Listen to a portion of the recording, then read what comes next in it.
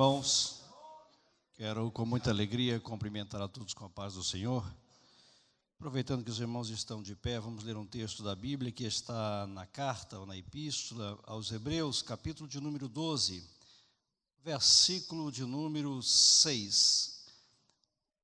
Carta escrita aos Hebreus, capítulo de número 12, versículo de número 6, 7 e também o verso de número 8.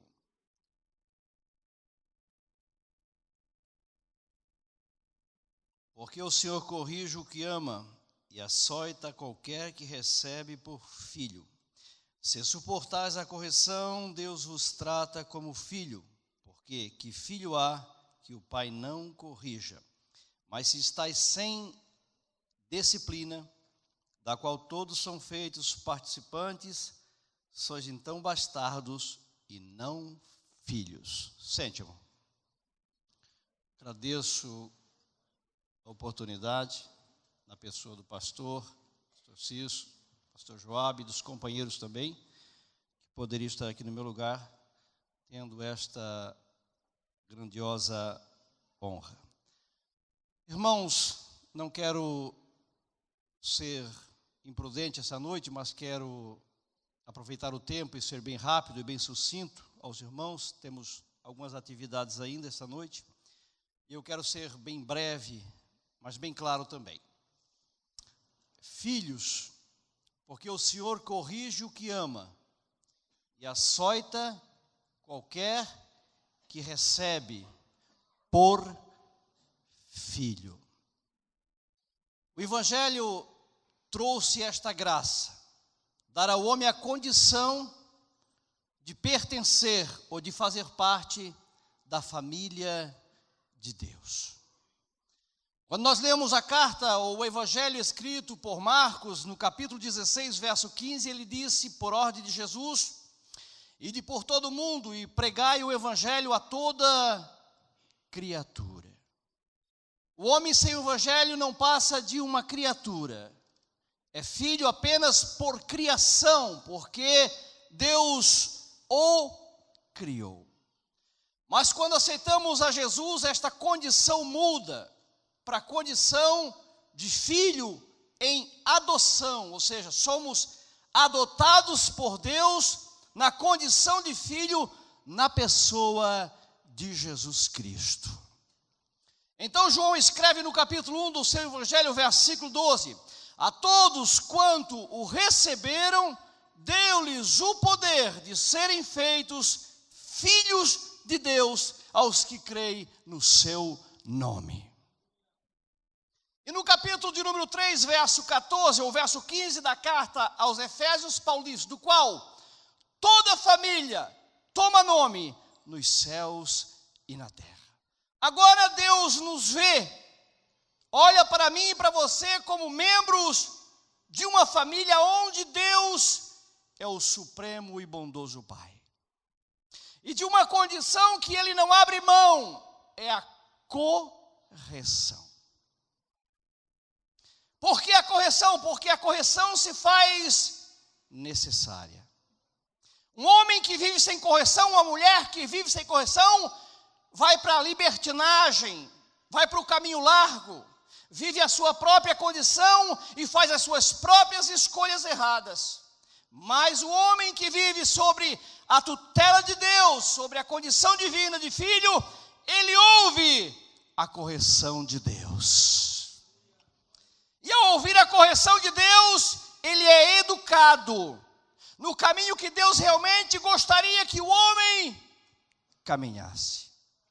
Então o texto diz, o Senhor corrige o que ama, e se preciso, açoita o que recebe por filho. Quantos filhos Deus tem aqui? Filho legítimo, filhos. Se você é um filho e conhece a graça deste Pai, você vai aceitar a sua correção. Porque esta correção é como um remédio para quem está doente. A correção nos tira do caminho errado e nos torna para o caminho direito. O texto diz, porque Deus corrige o que ama. A correção não é uma forma de Deus mostrar que é severo. A correção é uma maneira de Deus demonstrar o seu amor. Quando nós olhamos um texto que nós lemos em um culto como este festivo, o capítulo de número 11 da Epístola aos Coríntios, o verso de número 32, o texto diz, mas quando somos julgados, somos repreendidos por Deus, para não sermos condenados com o mundo. Quando nós erramos, Deus entra em ação e nos corrige, nos chama a atenção, nos mostra a verdade, porque Deus não quer perder ninguém, Deus quer que nós nos salvamos. E Ele diz para nós não sermos condenados com aqueles que ainda não são filhos, mas que são criaturas. Se você é filho, você vai ouvir a voz do Pai esta noite. E como filho obediente, você vai receber o conselho dele. Porque o conselho de Deus edifica. Porque o conselho de Deus traz sabedoria. Porque o conselho de Deus torna o homem inteligente. Então nós olhamos para um texto bíblico.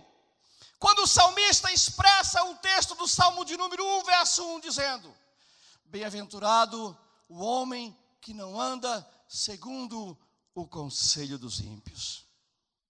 Que conselho que o ímpio tem para nos oferecer?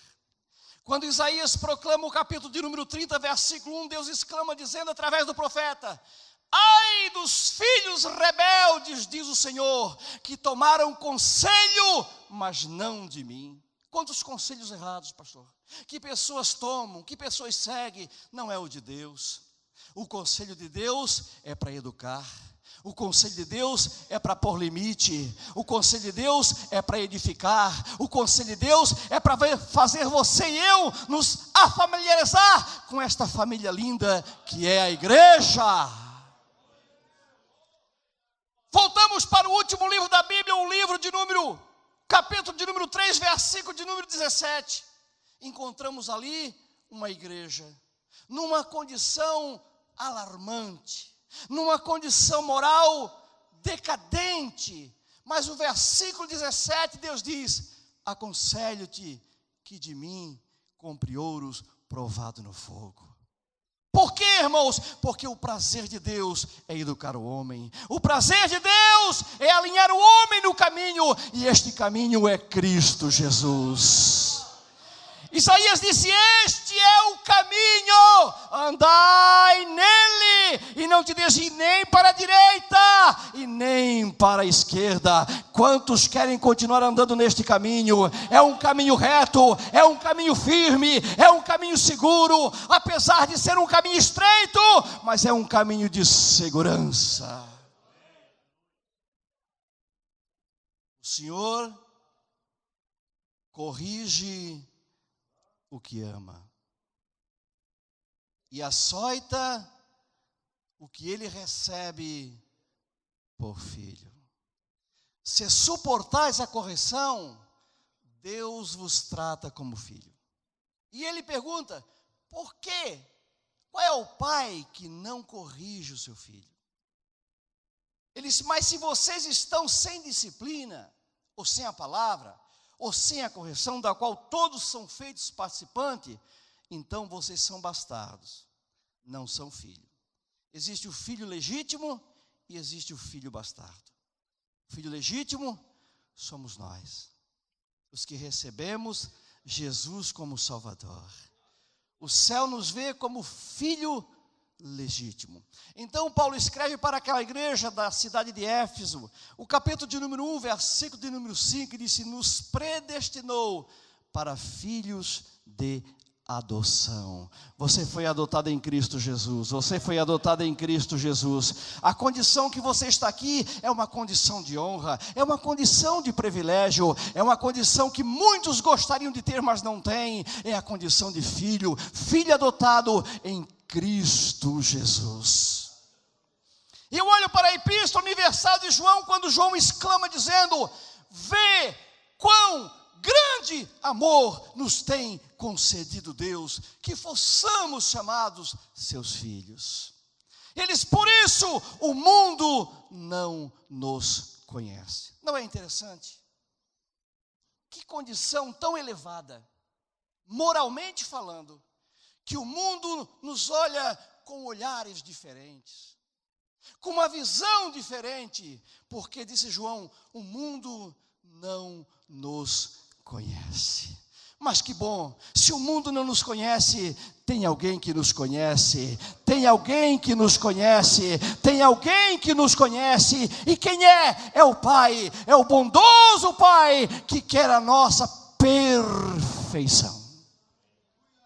E esta perfeição vem através dos limites, vem através da palavra, vem através do ensino, vem através da orientação, vem através da sabedoria divina. E Deus, interessado que nós melhoramos cada dia mais, Ele quer que nós melhoramos.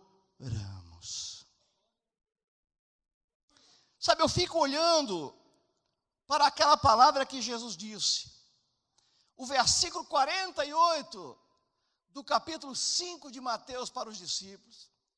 Recém tinham ingressado no reino, e ele disse: sede vocês perfeito, como é perfeito o vosso Pai que está no céu. Que condição, que exigência, que Deus, o Pai, exige de cada filho. Você vai ver que quando Deus se referia a Jesus, Ele nunca o chamou de Jesus, mas sempre o chamou de filho. E quando Jesus se referia a Deus, nunca chamou de Jeová, nunca chamou de eu sou. Ele disse: o meu Pai. Família. Ele disse: na casa do meu Pai há muitas moradas. No versículo 21 do capítulo 7 de Mateus, Jesus diz: nem todo aquele que diz Senhor, Senhor entrará no reino dos céus, mas aquele que faz a vontade do meu Pai que está no céu. E você sabe qual é esta vontade? É uma vontade da qual Deus não vai abrir mão nunca. Já citada aqui no versículo 48, a melhora, a mudança de vida que o Evangelho traz para a vida do homem. Hoje ser crente parece que está ficando fácil, mas na verdade, biblicamente falando, ser crente nunca foi uma condição fácil. E eu olho para as palavras de Paulo quando ele expressou a sua conversão ao Evangelho. Ele citou uma palavra no verso 20 do capítulo 2 de Gálatas, dizendo: já estou crucificado com Cristo. Você sabe o que a cruz representava? Um instrumento de martírio, um instrumento de morte e de sofrimento, o mais terrível visto. Ele disse: eu já estou crucificado com Cristo e vivo, não mais eu, não é mais o Paulo que vive, agora é Cristo que vive em mim, agora é Cristo que vive em mim, é Cristo que manda, é Cristo que dá as coordenadas, Ele fala e eu ouço, Ele dita e eu cumpro, Ele manda e eu faço, eu dou glória a Deus porque Ele agora vive em mim. E Ele disse: para o mundo, para a religião, eu já fui crucificado. E vivo não mais eu, mas Jesus é que vive em mim. Este é o poder que o Evangelho faz na vida do homem. Tirando o homem da condição de criatura, perdida irremediavelmente, e o traz para a condição de filho. Então agora Deus diz: eu repreendo e castigo a todos quanto amo. A repreensão é um sinal de amor. Quem não ama, não ensina. Quem não ama, não corrige. Quem não ama, não impõe limites. Mas quem ama, conhece as responsabilidades. Você que é pai, você que é mãe, sabe que a educação se faz necessária para criarmos um bom cidadão. E esta educação não é o colégio, esta educação é o lar, é a casa, é a Bíblia, é a palavra, é o Evangelho, é a igreja. É a educação cristã que forma o caráter do homem. E é isso que Deus quer de mim e de você. Deus quer que nós nos renovamos todos os dias. E sabe o que é renovar? É como subir uma escada. Para chegar a um determinado lugar, você sobe, degrau após degrau. E Deus olha para mim e para você, e sabe o que Ele quer de nós? Que nós melhoramos. E o que é que vai nos melhorar? É a correção de Deus. O Senhor corrige o que ama e açoita qualquer que recebe por filho. Se tu suporta a correção, Deus te trata como filho. Mas se tu despreza a correção, Deus não tem compromisso contigo. Você está na condição de bastardo. Mas você é filho legítimo, não é, irmão? Filho legítimo, filho legítimo. Você vai aceitar a correção do Pai aqui esta noite. E vai dizer: Pai, eu quero ouvir a Tua voz. Não quero apenas ouvir, mas quero obedecer. E para mim concluir, eu vou falar de uma condição que Deus não abre mão. Para nos receber como filhos da sua família. Lá Jesus disse: olha, nem todo o que diz Senhor, Senhor, entra no reino, mas é só aquele que faz a vontade do meu Pai que está no céu. E qual seria esta vontade? Essa é uma das muitas vontades. Vamos para a carta que Paulo escreveu aos Tessalonicenses, o capítulo 4, versículo 3, a primeira carta. Porque esta é a vontade de Deus, a vossa santificação. Que vontade linda, que prioridade, a vossa santificação. No capítulo de número 4, versículo de número 9, ou versículo de número 7 e 8, ele diz: porque não nos chamou Deus para a imundícia, mas para a santificação. Você foi chamado para ser santo. E o que seria santo? Se nós voltarmos para o capítulo 6 de Isaías, e para aquele fato glorioso em que o profeta vê a glória de Deus lá no templo, e aqueles anjos estavam proclamando um atributo de Deus. Eles não disseram que Deus era justo, eles não disseram que Deus era bom, eles não disseram que Deus era reto, eles não disseram que Deus era misericordioso. É claro que Ele é tudo isso, mas eles proclamavam um atributo chamado santidade. É a mesma exigência para mim e para você. Porque não nos chamou Deus para viver uma vida qualquer, mas para santificação. Então Paulo escreve à igreja de Éfeso, no capítulo 5, verso 26, para santificar, purificando com a lavagem pela palavra. Deus pode santificar-nos aqui esta noite, porque o instrumento de Deus para santificar o crente é a palavra de Deus. Enquanto você ouve a palavra, o Espírito Santo que habita em você regenera, transforma, muda, aperfeiçoa, e você sai daqui mais crente, mais convicto, mais certo e mais cheio da glória.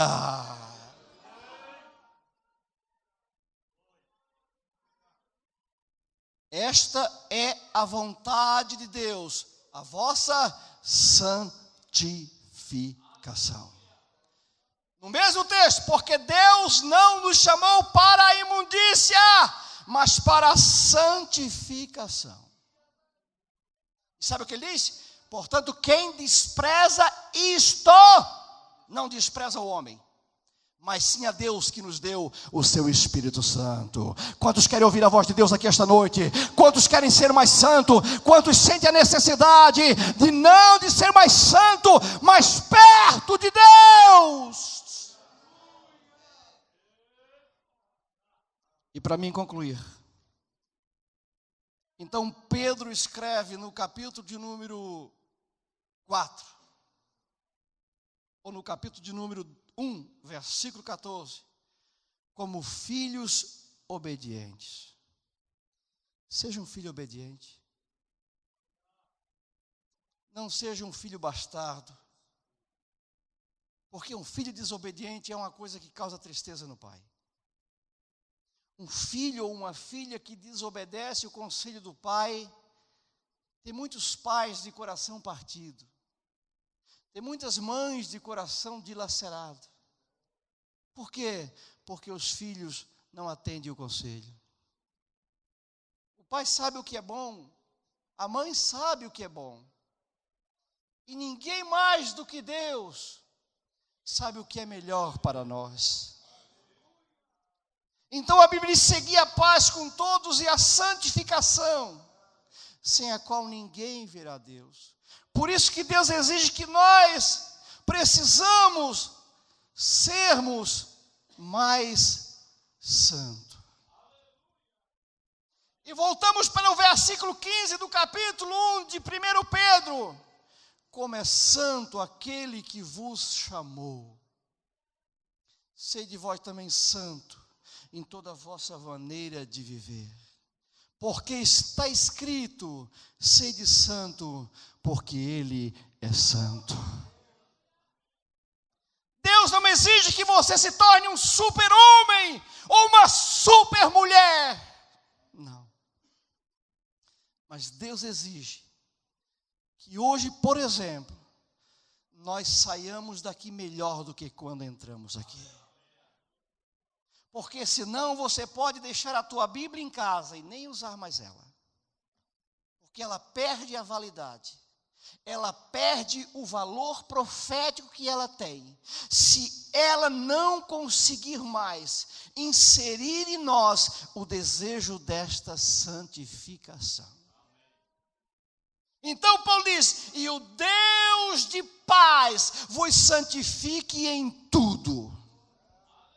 Vamos deixar que este Deus de paz santifique a nossa mente, santifique a nossa boca, santifique o nosso corpo, santifique as nossas palavras, e nós possamos dizer o que Paulo disse aos Efésios no capítulo 5, versículo 1: sede, pois, imitadores de Deus, como filhos amados. Escute, para mim concluir, estamos vivendo na era da idolatria chamada Olimpíadas. Olimpíadas. É tocha acesa para lá, é tocha acesa para cá. Aquele fogo lá é um fogo simbólico. Mas a Bíblia diz que o fogo arderá continuamente sobre o altar e não se apagará. Não deixe o fogo do Espírito se apagar do teu coração. Depois do dia 25, ninguém mais vai falar em Olimpíada, porque vai terminar tudo e vão tudo embora. Mas que o fogo do Espírito Santo continue queimando no teu coração. De um desejo de ser cada dia melhor. de ser cada dia um filho mais obediente e ouvir com mais atenção a voz do Pai. E deixo para você o que Salomão disse: filho meu, dai-me o teu coração. E aquilo que Jeremias Deus disse através do profeta Jeremias, 29:13, buscar-me-eis e achar-me-eis, quando me buscardes de todo o vosso coração.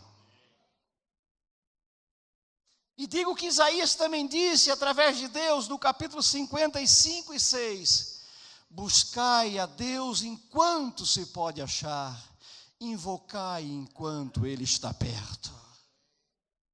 É o conselho de Deus, que os bons filhos porão em prática aqui esta noite. E termino dizendo o que Tiago disse no capítulo 4, versículo de número 8. Chegai-vos a Deus, e Ele se chegará a vós. Que Deus abençoe a todos no nome de Jesus.